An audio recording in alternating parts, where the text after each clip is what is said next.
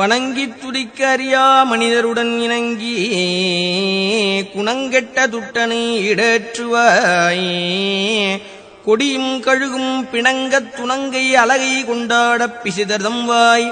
நினம்கக்க விக்கிரம வேலாயுதம் தொட்ட நிர்மலனே. பொருள்: தேவரீரின் திருவடிகளைப் பணிந்து திருப்புகழைப் பாடிப் பரவுவதற்கு அறியாத மனிதர்களோடு சேர்ந்து நற்குணம் அற்றுப்போன தீயவனாகிய அடியேனைக் கடைதேறச் செய்து அருள் புரிவீராக.